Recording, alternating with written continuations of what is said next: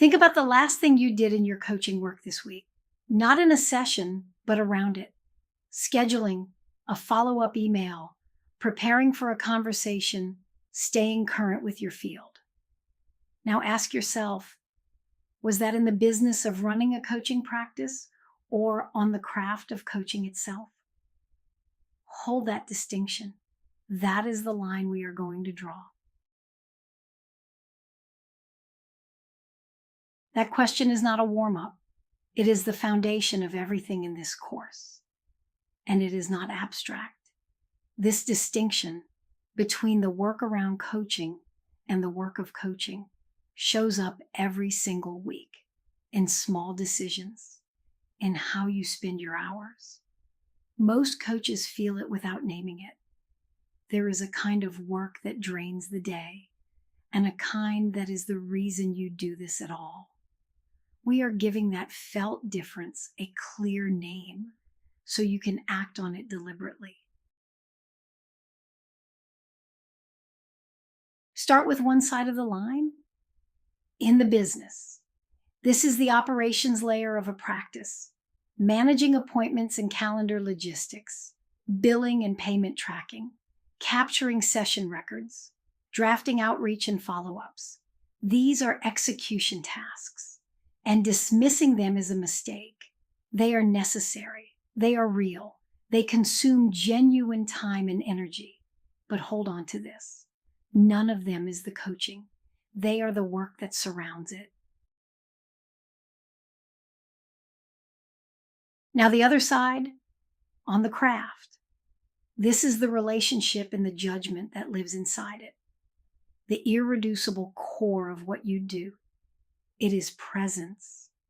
Being fully with this client in this moment, not managing the session, but inhabiting it. It is the question that matters right now. The one that opens something because you were listening at that depth. It is knowing this client well enough to choose, in the moment it counts, whether they need challenge or support. That is the craft. That does not get handed off.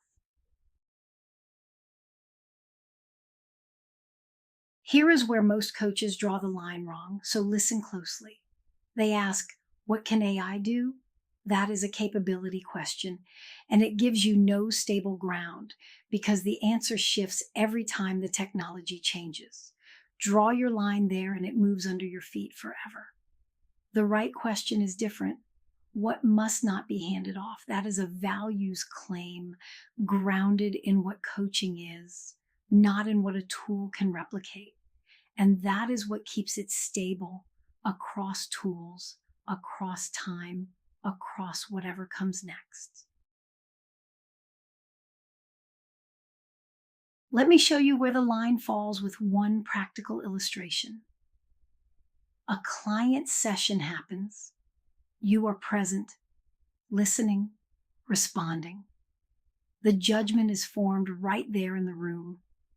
Afterward, you capture what happened. And a capable assistant could draft the follow-up note from your summary.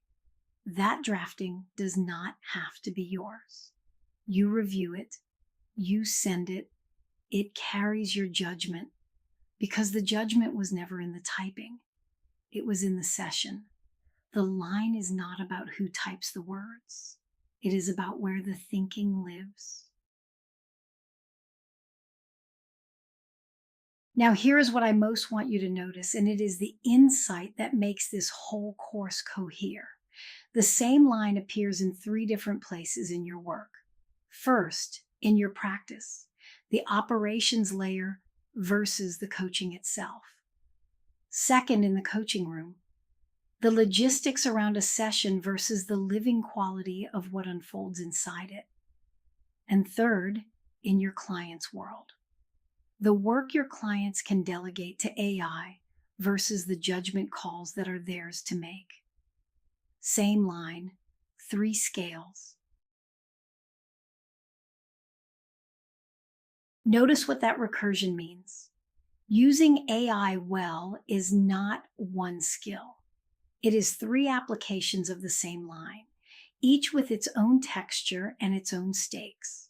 A coach who has mastered the line in their own practice still has to think carefully about where it sits inside the room. And a coach who has thought hard about both still needs to hold the conversation with clients drawing the line in their own work. That is not a bonus concept. It is the reason this course exists. So look at what Module 1 has given you, the right question. Not what AI can do, but what must not be handed off. A clear definition: AI as a capable assistant working in the execution layer, useful and bounded, and the line itself. A values claim: stable, yours to draw, applicable at every scale.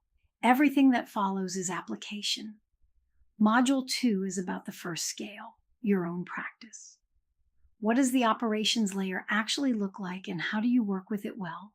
Download the self-audit worksheet and try the exercise before Module 2. You will need the answer.